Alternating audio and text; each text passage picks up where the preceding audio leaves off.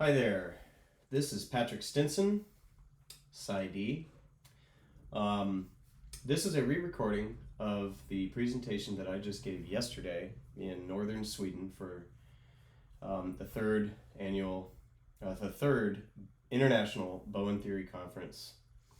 And it's a re-recording. It has some more information in it. It has some things in it that I didn't have time to include in the other one, and I'll probably end up presenting this in a little bit of a different way here, but it's got all the same core material. Anyway, this is on the family diagram concept while I am actually presenting on the app. The app called Family Diagram that I've developed is really meant to extend the existing family diagram concept. The current family diagram concept was created by Murray Bowen, and I think is an invaluable tool for behavioral health in general. But the point of the app is to move it into the future, to get it to where it would have liked to have been, I think, where the original researchers would like to have been, where those who are studying the family's emotional system really would like it to be. So that's why this is called extending the family diagram concept. So there's this term in the Bowen Theory literature and in practice. It's not actually the term quoted here. These are my words. But there's this idea that theory comes first, or that therapy is determined by theory. And I just simplified it into theory comes first. But I think it's easy to lose what that actually means. You know, in Bowen's writing, he was making the point, and I would agree with this, that it's really how you understand a problem that determines what you will do to solve it.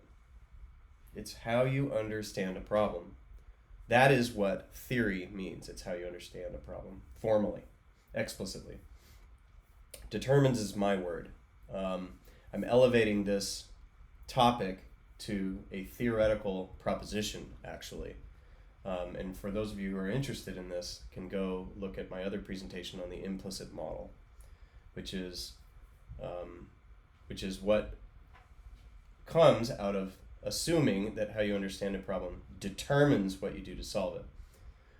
Once you go there, then you want to know exactly what that understanding is and what it is in what you say it is versus what you actually do, and what you actually do is you're determined by the implicit model. At any rate, how you understand a problem determines what you're going to do to solve it. That's probably the axiom of natural science. You know, that the accuracy of that understanding determines how effective that solution is going to be. This is a rationalist, materialist, realist view on reality. It is a bias. It is an axiomatic presupposition. It's something that is more or less an untestable starting point that gets you into a position to be able to start testing other things. And it's a bias because it's a rationalist. It's assuming that everything in the universe can be understood, however slowly, through the scientific principles and methods. And this gets you in a position to pursue that. It does not possibly get you in a position to do some creative things, and maybe it's not a model for life, but it is a model for science. That is for sure. I think it's the axiomatic starting point for science. So theory comes first. What you do, i.e. in the classical literature, that's going to be therapy, is determined by how you understand the problem. That's theory, literally. That's what theory means.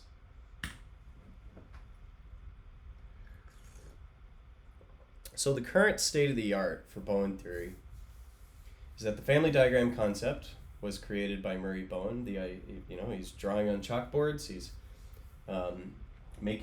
drawing thumbnail sketches, making points with that sort of thing. It's a brilliant idea to get a plethora of useful information onto one view so that you can draw connections that you might not have otherwise seen before, and so that you can think visually about the structure and function of the family as a biological organism, that which is automatic in the family. The family diagram is not a genogram. This is a common misunderstanding and misuse of terms. I also started out with this, unclear on this, and it's understandable actually that this sort of thing would be confusing. I think Jack Butler pretty much nailed the difference in his 2008 article in the Family Systems Journal. And the way he understood it, described it, was that the genogram, or the family diagram, is organized around the concept of differentiation of self. The genogram is not. I have extended that description by saying that what that means is that the family diagram is oriented around the inductive effort, around a underlying theoretical understanding of how to make sense of, well, how to determine what you put on the diagram, and then how you analyze it and make sense of it and draw conclusions. The genogram does not have an underlying theoretical basis. And while the authors of the genogram, so to speak, or the users of the genogram may have a different way of thinking about that, in particular, what I mean by an underlying theoretical basis is a way to determine what's put on and evaluate what is put on that genogram in a way that predicts the phenomenon in question, the human family, in order to guide predictable medical practice. It doesn't have to be medical practice, but I think that makes the point well. The main design decision in the family diagram app is not to simply add a symbol for every idea that someone has about something that occurred or a state in a family. And that looks to me to be the practice with the genogram. And that's probably actually serves a function. To be able to draw what you want to draw. Say, have a symbol for alcoholism, have a symbol for recovered alcoholism, things like that. But that's all content in the process that the concept of differentiation of self describes. And so there is a difference there. The family diagram as it is today is static. It's something you usually just draw with your hand. Maybe you do it in PowerPoint. Maybe it changes a little bit. There's one or two people I know that have made them change a little bit. But the point being that it doesn't show the evolution, either proximate or ultimate evolution of a changing biological unit.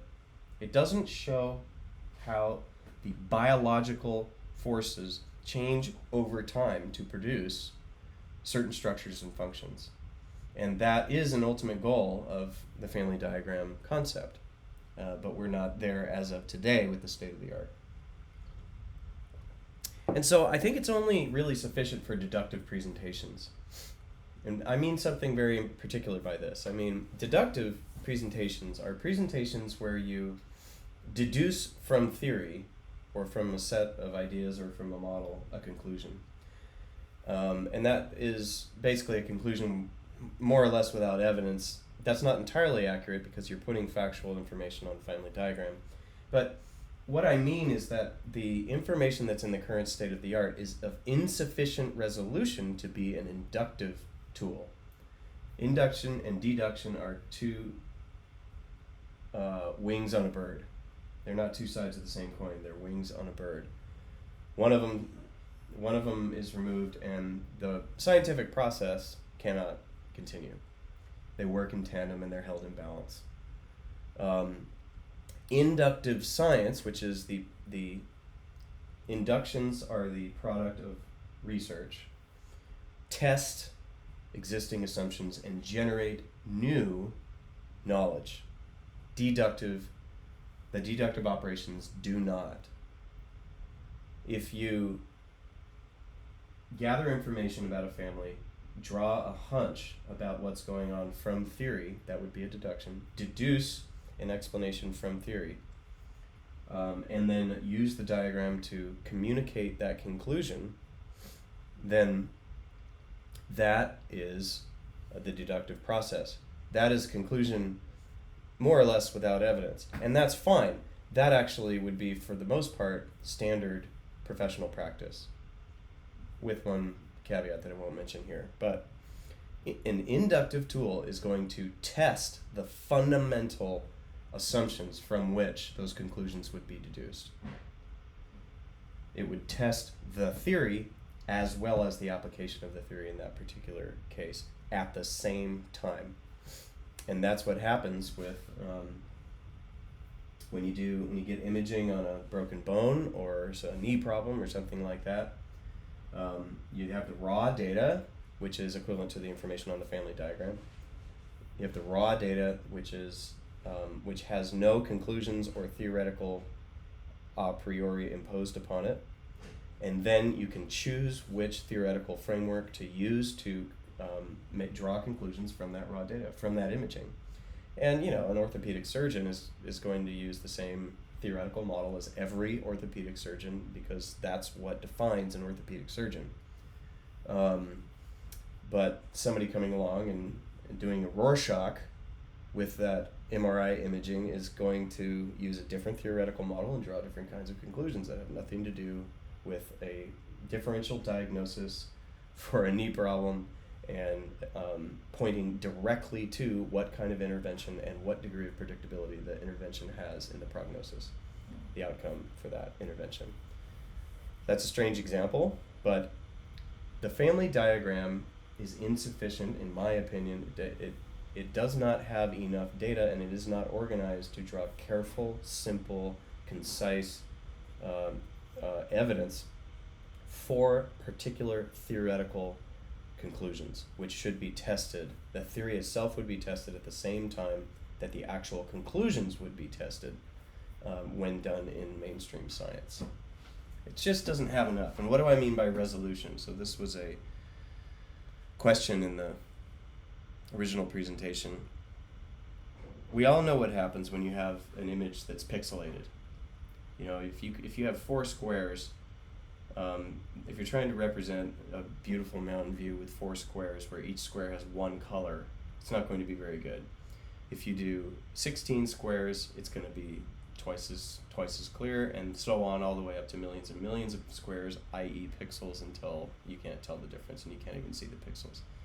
Increasing the resolution of the data is something that needs to happen for Bowen theory. For example, if you're saying there's a shock wave in this family, and the only 2 facts that you have are 2 bullet points or 3 bullet points on a timeline that says, well, this person got sick and that person had a DUI and this other person struggled with some kind of depression for a while and then pulled out after a year. That's not enough data. You need a lot more information. You need a higher resolution model of that shock wave to actually prove that there was a shock wave, or even argue that the shock wave exists. So this is the state of the art with the diagram. Now, this is a step back that I usually do in presentations about basic scientific principles. If Bowen theory is solid, then certain criteria must be in place for that to be so. Solid or proven or demonstrated to be so for the theory is going to require explicit predictive models. I've covered this in other presentations. I have another video presentation you can find under the same channel, same website, the role of modeling in theory, which covers the definition of explicit predictive models specifically for people who are interested in Bowen theory. None of this really has to even be defined in mainstream science, because statistical models are explicit predictive models, so are 3D simulations, things like that. Those don't exist in a generalized form for Bowen theory. There are specific predictions that are made for this case or that case or that case, but the one model from which is derived from theory from which those case predictions are made has to be defined explicitly, and that has not yet happened for Bowen theory. Because when you do have that, you don't describe Bowen theory in terms of the NIM project and the person who organized that project and all of the principles involved. You simply describe the models. That's the way science works in the mainstream. what is solid in the theory would be the models. And, it's a kind of interesting to point out, verbal written predictions, which are the state of the art, is mostly applied to case studies, single examples at a time, use implicit models. They're still in the head of the person who's doing the prediction. They haven't been written down in a generalized form that applies to every case. So those are implicit models. It's implied to be there, but it hasn't been made explicit, formalized. So Bowen's family diagram concept is the only explicit tool for Bowen theory. There's lots of little offshoots. Victoria Harrison has an interesting log idea.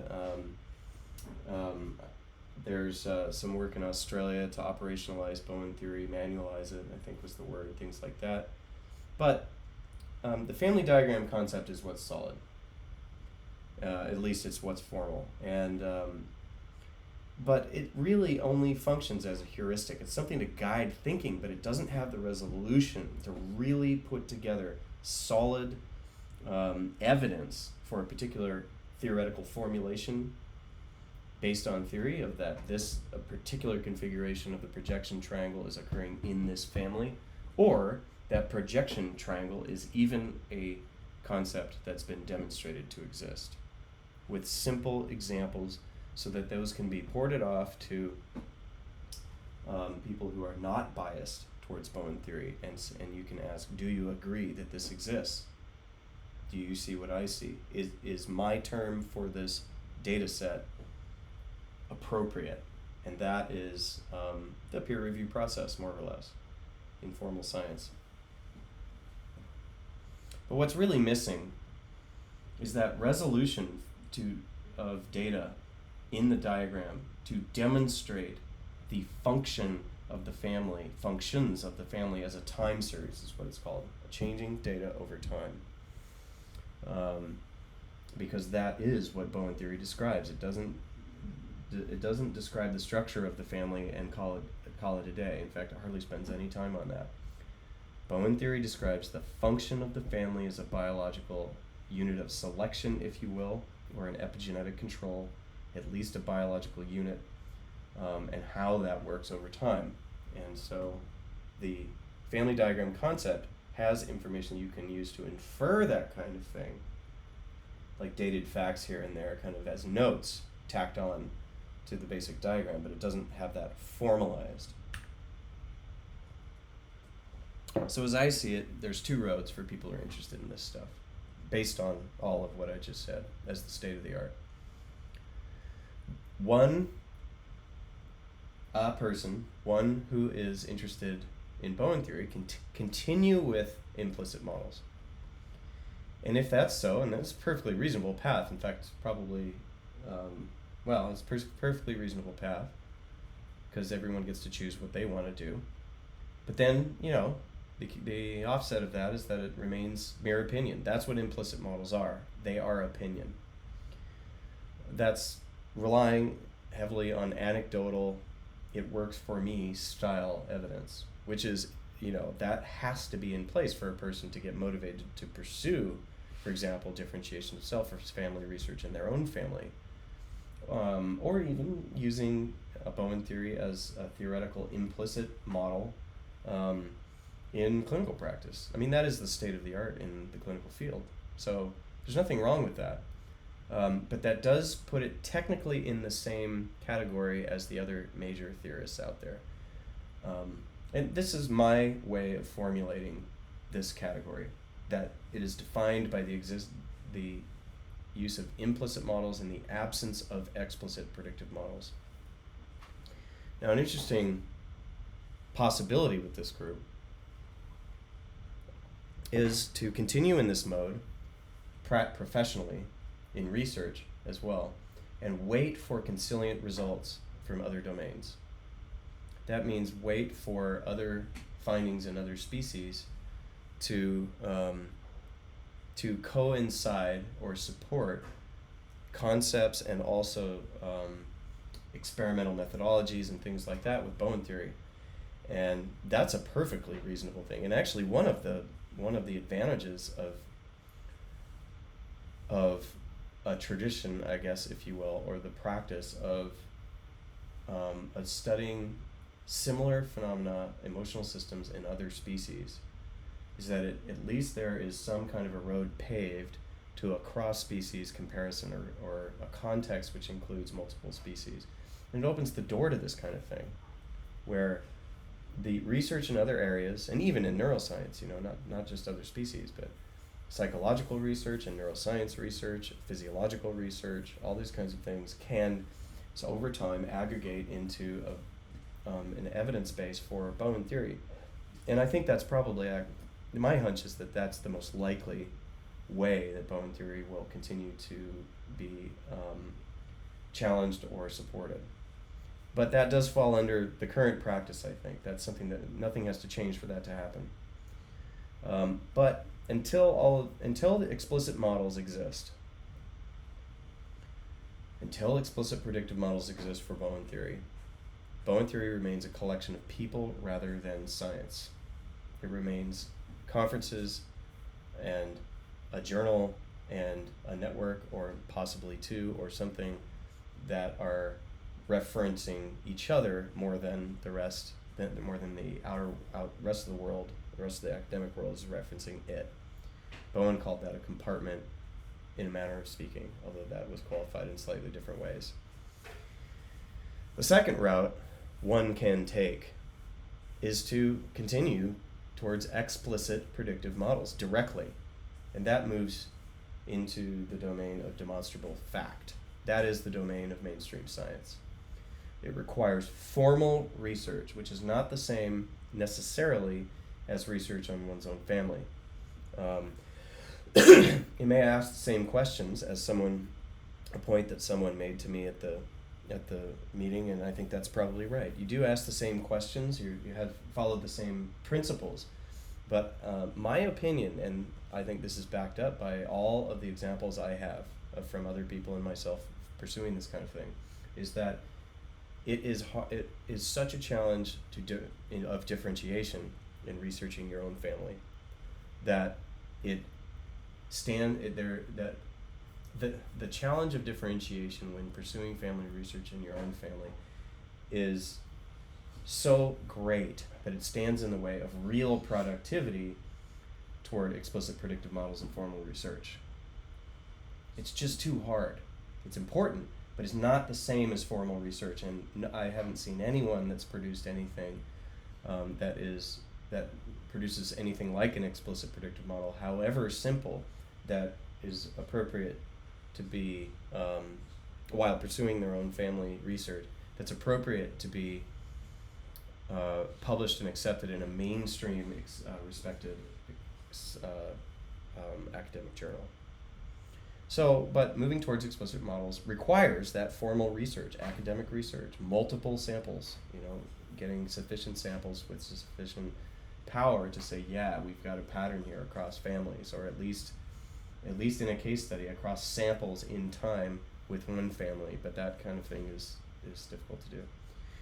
But that kind of research leads to explicit tools based on that research. You produce a theory, you produce a concept, some kind of an explicit model, and that means you can build technology based on that model. As I said, the family diagram is the only explicit tool in Bowen theory. It's the only one that everyone uses, and it's a very good one for what it is. But further research towards explicit predictive models would make it possible to flesh out the family diagram to capture data at a higher resolution, to actually start making mechanical predictions that don't require implicit models in someone's head, that can be laid out on paper, that another person can follow mechanically. That is the ultimate goal of science. So that's the lay of the land as I see it. I have chosen, probably through my engineering background, to follow the second mode more. I'm interested in explicit predictive models because I'm interested in building technology based on the knowledge, i.e. theory, that formal research would produce. So here is the direction I've gone. Here's the goals of this project, this family diagram app.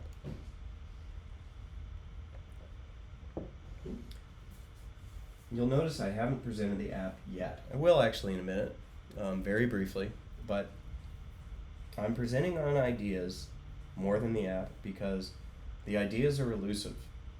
There's a huge magnet that pulls therapists and researchers back into subjective, implicit understandings, models of practice and research. And it is difficult, I think, to pull out what it would mean to have a family diagram app that is actually a scientific tool that's meant to challenge current assumptions rather than reinforce current assumptions. And so that is the main goal of the app, is to operationalize the inductive process. Operationalize the inductive process in Bowen Theory.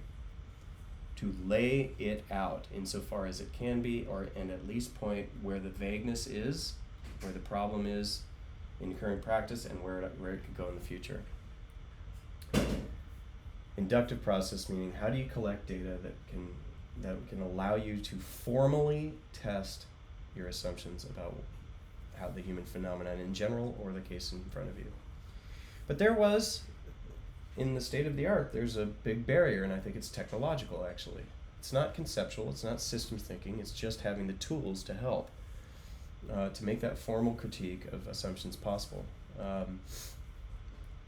The big part of that tech barrier is just that it's so complicated. There's so much information about the family, and it hasn't been formalized how to organize that kind of thing. And the app provides a few specific tools that allow you to organize the giant heap of information. In computer science, a heap is an unorganized cluster. Heap of information into something more useful, more into organizational units that can be parsed out to make concise arguments about what's going on. Not 45 minutes for a case presentation. It's too long for me. I can't hold my attention, and I think it's too difficult to lose the specific inductions that are made from the evidence, which honestly I think you can do in under 5 minutes, probably for more than even one family. I have an argument that there is projection occurring with this child. Here's the evidence for it, and here's the same kind of evidence for 2 other families. You ought to be able to do that in under 5 minutes, I think, to make a formal scientific argument. So you have to have only the essentials in front of you, taken out of that heap, and organized in in a way that's specific to the kind of arguments that Bowen Theory makes. All of that to say, again, to somebody who does not share the bias that you do, and say, do you see what I see? Do you agree? What are the weaknesses in my conclusion? And here's the evidence it's based on. Is there enough evidence? Does my evidence even suggest that the pattern I see exists? So the goal would be to remove the technical barrier to make that possible, and I think that has happened. Actually, I think the tools are there to do that now with the family diagram app. Eventually, that would be to compile lots and lots of explicit examples into an explicit data model. The data model is just what you track across cases in a formalized way. What are the columns in the spreadsheet? The rows in the spreadsheet are always data, so to speak. Columns, what the variables are, that kind of thing, are not there for Bowen Theory. And it's a goal to formalize that insofar as it can be, and to open the door for formalizing what cannot be nailed down today. And I'll point out exactly what I mean by that here in a second. The ultimate goal being to compile all of those explicit examples, for example, all the different ways that a triangle can manifest, or any of the mechanisms or that kind of thing, anything that theory describes, into a family research database, so that inductions or scientific conclusions can be drawn from a larger sample size than the case study model, which is the current state of the art. And that requires a rich data model that is theoretically consistent where you can capture lots and lots of data and it's very descriptive. The answers are in there, you just have to go find it. That's what rich means. And that is a challenge, but that is the ultimate goal of this app. It is to develop theory into a scientific theory with examples, specific, explicit models that are drawn from those examples, that make predictions, that don't require an implicit model that is still remaining in the head of the person who's interested in theory. So what is the app today? I'm going to switch contexts here.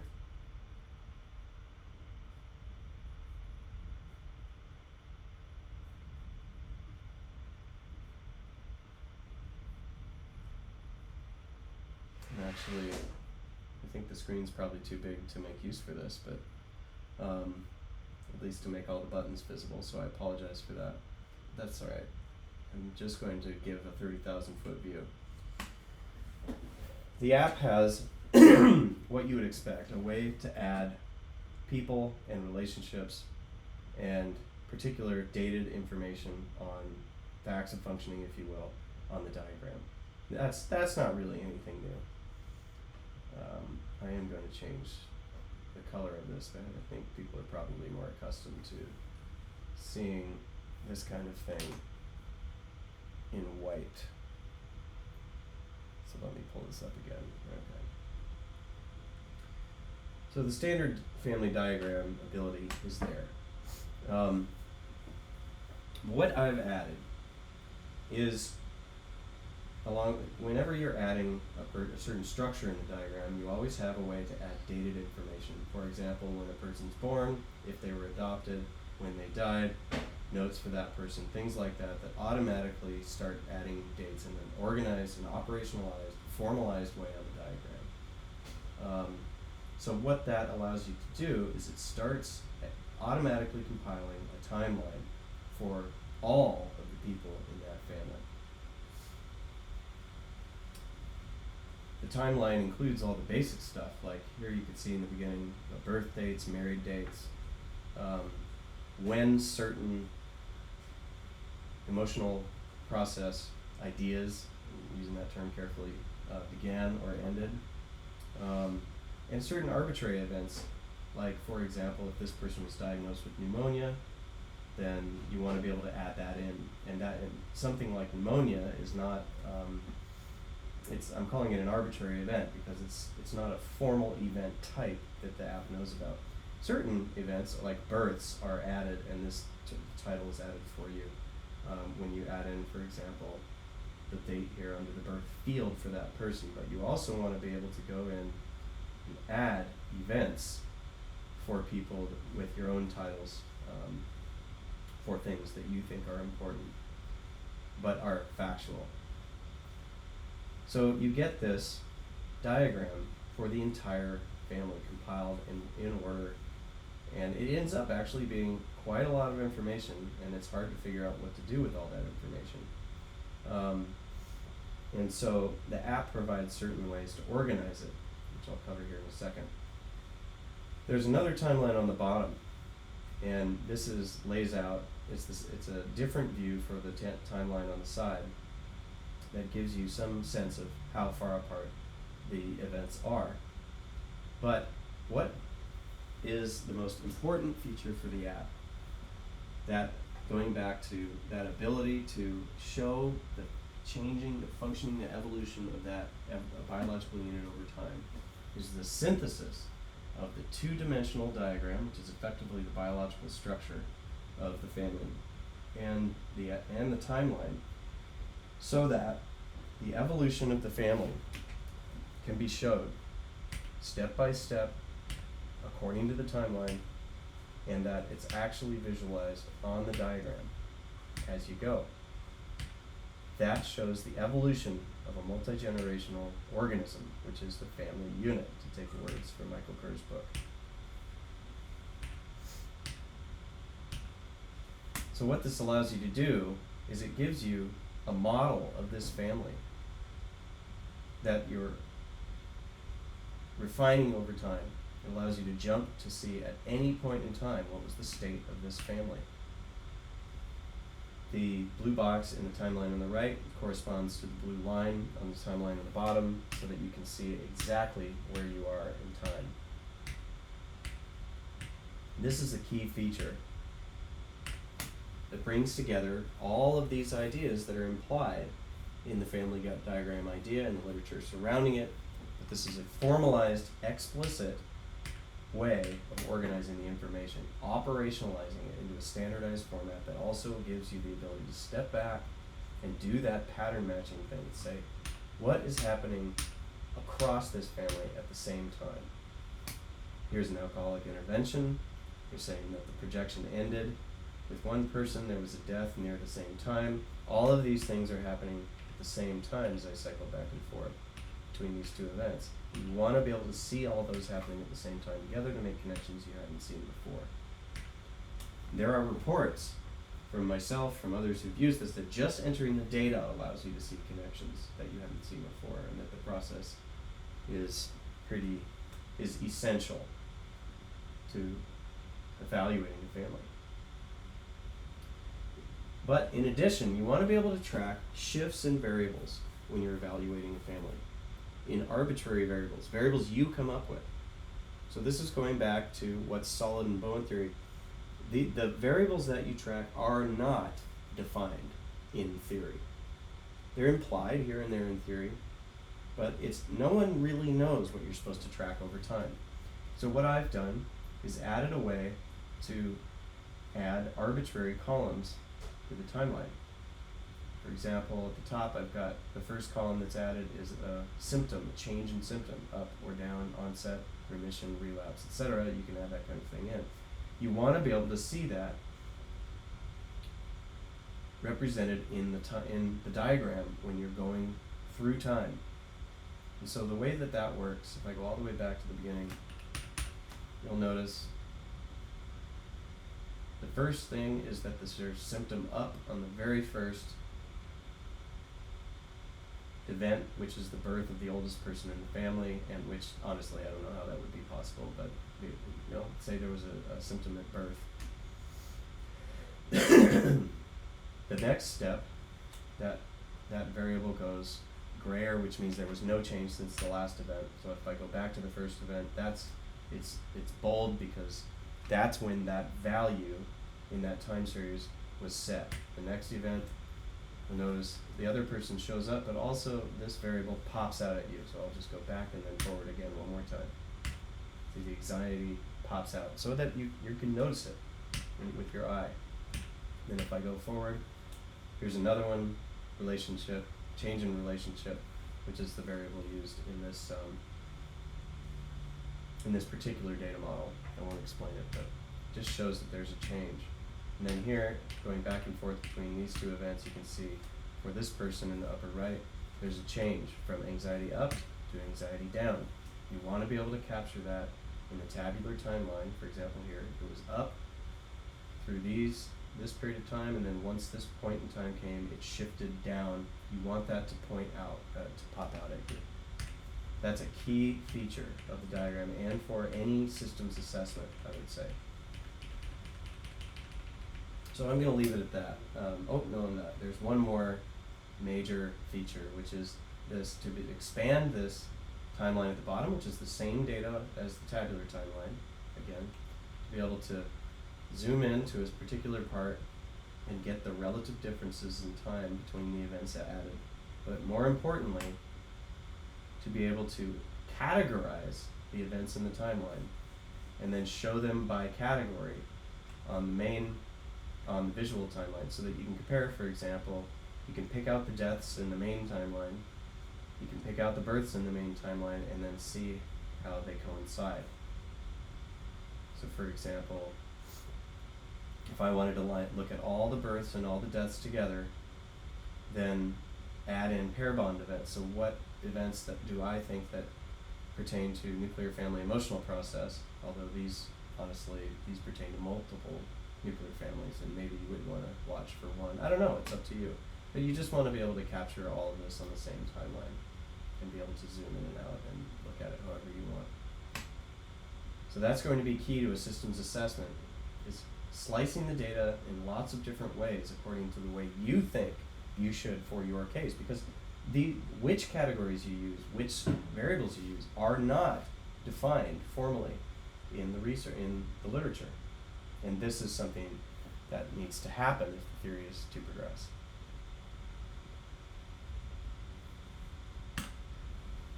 So the data model for the app is the basic biological structure is assumed.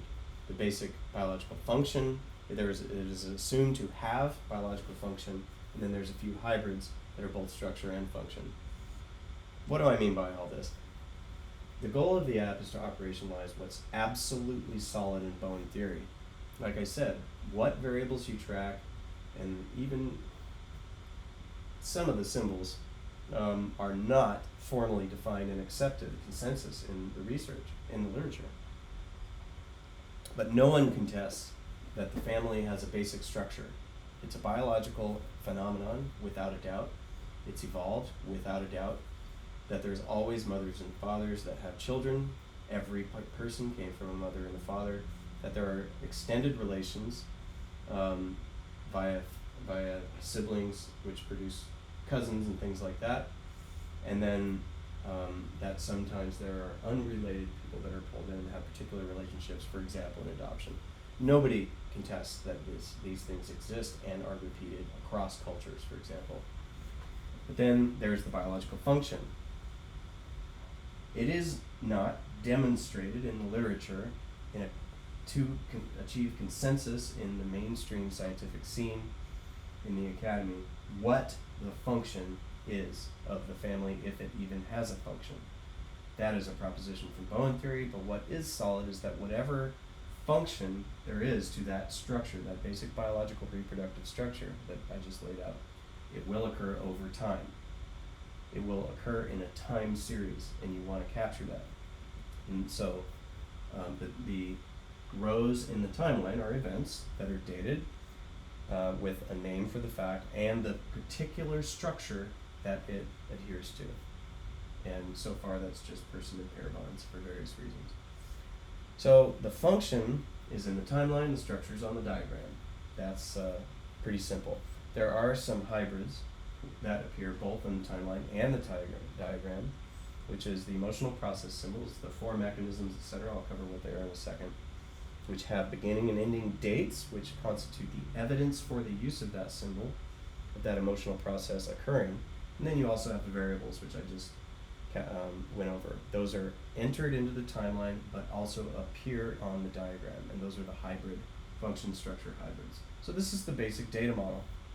This is what is absolutely solid in Bowen theory, which is self-evident fact to exist.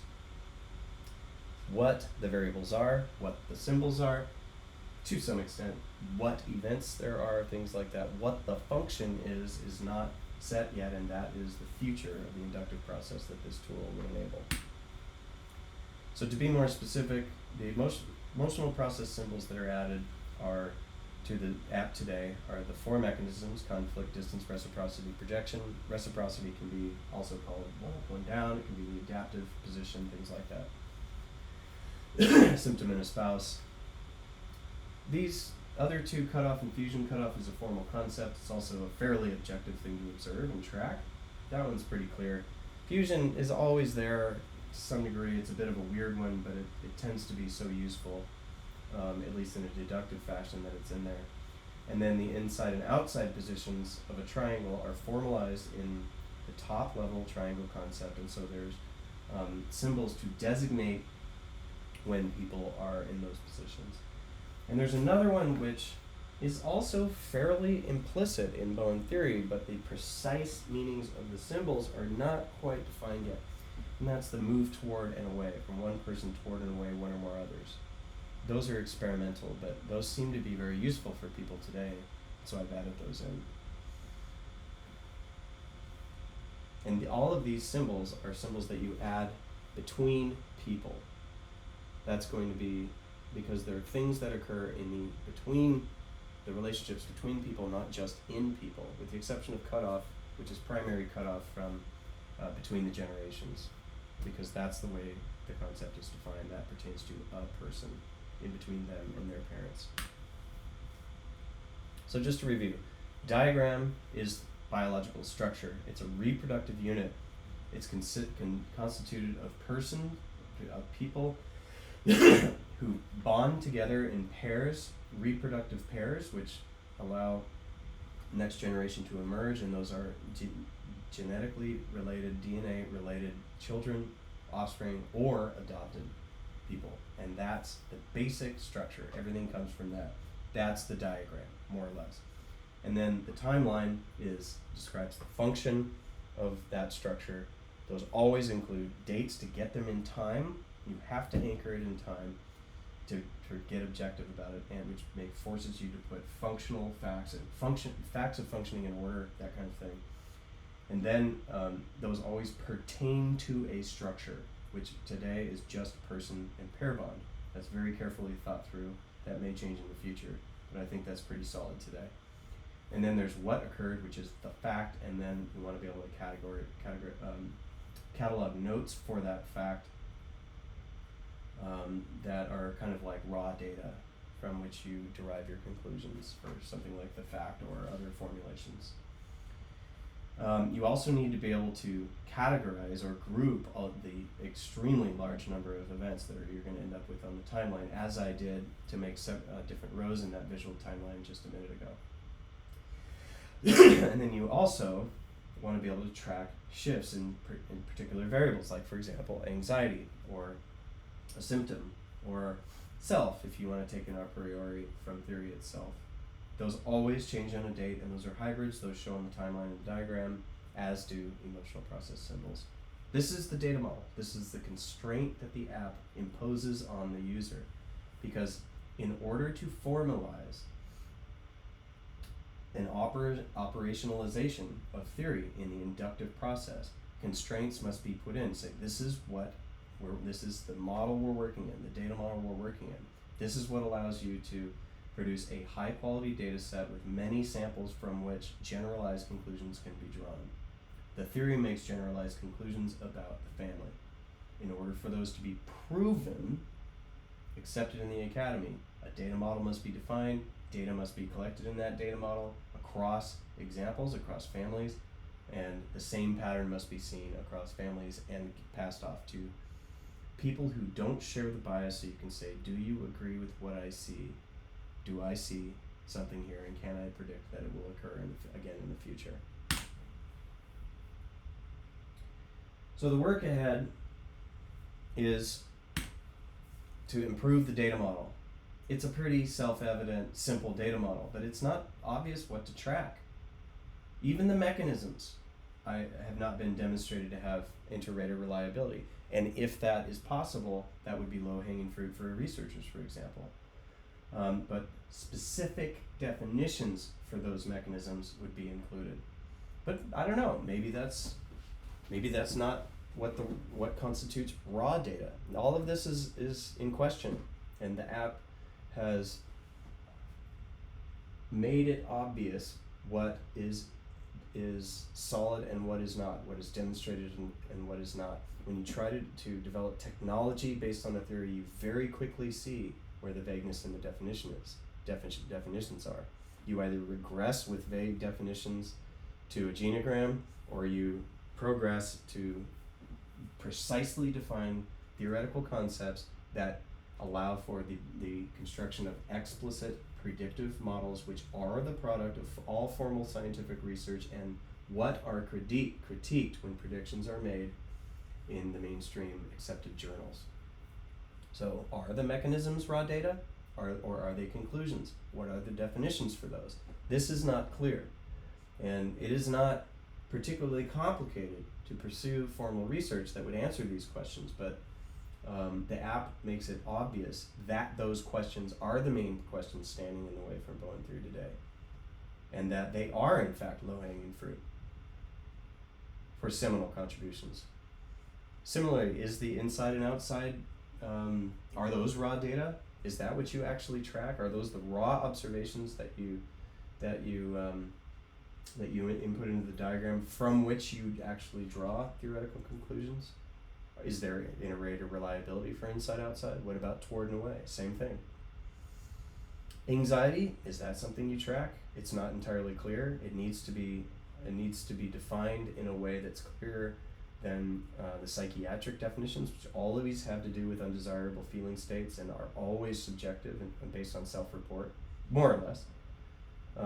The arousal dimension of anxiety was probably not going to be more objectively reported by someone else other than the person experiencing it. At any rate, is this an essential part of the data model in actuality? Or does it get divided into other variables that are aggregated together to point to some latent variable like anxiety? All of these questions need to be answered. Similarly, same thing with differentiation of self. If it's so obvious what that is, inter-rater reliability of shifts in self, functional or otherwise, would need to be demonstrated for it to fall into the raw data model. There is a million other questions for what the data model should be. A data model is required for formal research. You can't produce an explicit predictive model without an explicit data model. So that predictive model needs to be produced. The model just makes the predictions. In statistics, in statistical studies, it's the regression, it's the ANOVA, it's the chi-squared, it's all of the particular correlations. Those are mathematical formulas which are explicit predictive models based on the raw data. You can draw all kinds of conclusions from raw data. An explicit predictive model is a conclusion from that data.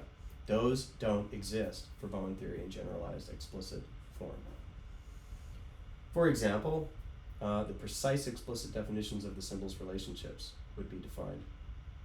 But for every case, not just one case study, for every single family, and refined over time through formalized research. A predictive model would necessarily make a series of predictions step by step. Every step in time, it would make multiple Markovian predictions. This is all deduced from Bowen theory. If Bowen theory is solid, this is what is required. It would say, look, at every point in time, someone is making a move. Who that is would be predicted. What that move is would be predicted. The characteristics of that move would be included. So for example, step one person says something, person A says something to person B, that's who. The fact that they said something is what. The fact that it's negative in emotion about person C is how, and how intense that negativity was would also be how. That's the who, what, and how in a Markovian prediction. The probability of that person instead of three other people, any one of three other people making the next move, would be determined by the model. So that's a Markovian probability distribution. That person A spoke instead of person B or C or D. Say 40% chance for person A, 30% chance for person B, 20% chance for person C, 10% chance for person D, or whatever. And those have to add up to 100 for the model to actually be explicit. And you find that out very quickly if you start building one of these. It's the same thing with the what. Okay, so they're going to say something instead of have an autonomic reaction, for example. The probability of saying something verbally is, let's say, 30%. The probability for person A, the probability of merely an autonomic reaction is going to be 20%. I don't know. This is the model that has to be produced for broad, generalized conclusions and to be drawn from Bowen theory in the formal academic research scene. So the entire model just makes a series of these predictions. Each one has a who, what, and how, and it moves through time in a time series. And this requires tons of quality data across families and across instances for any kind of a prediction, even just predicting the movement of a triangle. And that requires a formal data model, just putting this all back together.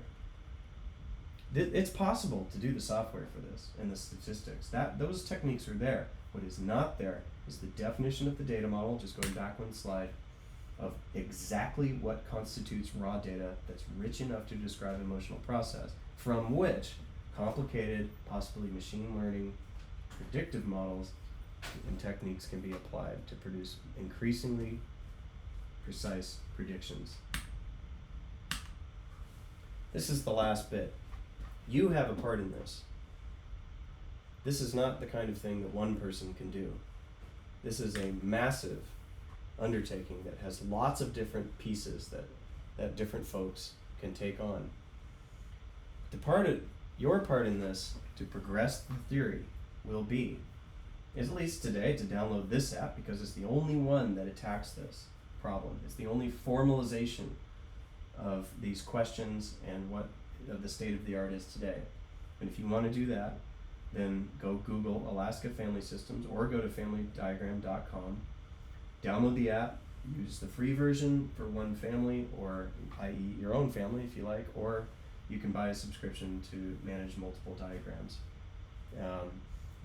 Or maybe create a new app, maybe make a spreadsheet technique. It really doesn't matter for the point of this thesis to progress this theory, but this is the app that exists today. You'll find a comprehensive user manual and video tutorial. Every time I get a support request for how to do X, Y, or Z with this app, I put it in the user manual. And almost all email support, and there's free email support for all users, is directed back to the user manual because the question is just virtually always covered in the manual. There's also a video tutorial for people who that works better for, and also has some in-practice examples. And that is updated more slowly, but I've had good reports for its ability to instruct how to use the app. There's lots of conceptual presentations under news and articles under the Alaska Family Systems site. I think that they provide a sufficient and robust conceptual orientation to how to use this app, and how to apply Bowen Theory and its implied research principles when using the app. This presentation is one of them. And there are free pro licenses for unfunded research projects. I'm actually putting a lot of volunteer time into this project to people who are seriously pursuing research that produces falsifiable predictions, which make contributions to the field that really actually move this thing forward.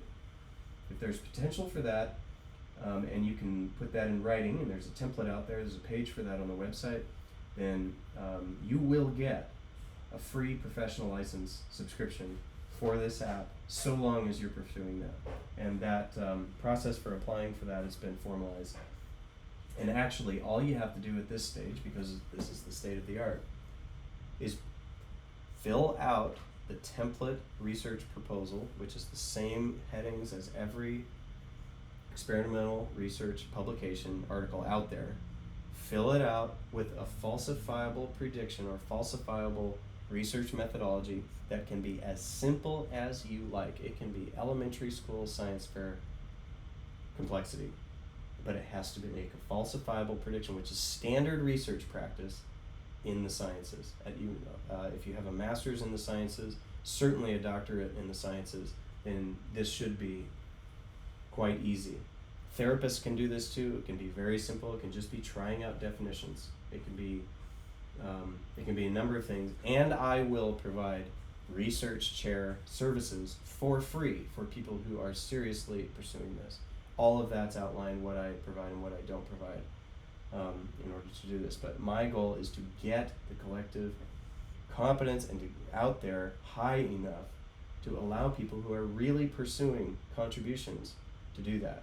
That's more important than getting subscriptions at this point, for a number of reasons. And will probably be more profitable for me in the long run as well. So that's why I'm putting a lot of volunteer time into that. I have begun a list of example hypotheses that people can choose from on the webpage. That's under the research heading in the menu, that make it easier to choose, to see an example of a falsifiable hypothesis, see how simple it actually can be. But I've done this because it appears that in the state of the art, it appears that it's very difficult for people who are interested in Bowen theory to actually produce falsifiable hypotheses for Bowen theory. And at this stage, any research project of any complexity that uses a falsifiable hypothesis will be a contribution to the field. The only time that becomes not a contribution to the field is when the same hypothesis has been replicated a number of times. The same experiment has been replicated a number of times. But that's not occurred in this tradition of research to any substantial degree. So this is very low-hanging fruit. So you can go there and get any one of those lists of example hypotheses, and that list will constantly be refined and added to. That page will never be done. Then, when you've got the app, you've got your hypothesis, organize a timeline of facts. I've got a video on that. It's the importance of the timeline and family diagram. It outlines exactly the challenge that need to the state of the art, which is to organize a timeline of facts, of information about each case that you're dealing with, and that is operationalized with the app. This is difficult for a lot of people to do. It's always been implied. It's implied in Mike Kerr's chapter 10 of family evaluation, which is more or less the consensual standard for collecting data on information on a family. It's implied in another couple of books I can think about on clinical evaluation and formal research. The app formalizes it for you. It gives you a place to put it all. But this is a challenge that can occur on paper. This is a part of the state of the art that needs to be pushed forward. Putting together a timeline of facts formally and not just implying that it's there without listing it out in order by date so far as you can. And compile the evidence, get the symbols in there, get the starts and the end dates for this particular mechanism, that kind of thing, maybe even a baseline process, add in events, and publish your findings. If you have a falsifiable hypothesis, publish it somewhere. Publish it on Alaska Family Systems, if not in some academic journal. Academic journals outside the Bowen network are obviously preferred.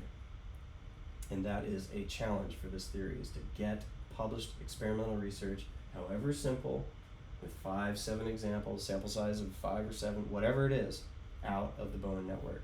And that would be a major goal of the app. Now that's all I've got. I hope this was interesting. I'm going to leave this slide here, so maybe when the video stops, it'll just be sitting there. But go forth and make use of this information. Make use of the app. There's a lot of resources available, and it's just about, I think, getting the interest and motivation to pursue some rigorous systems thinking with an operationalized model. Thank you very much.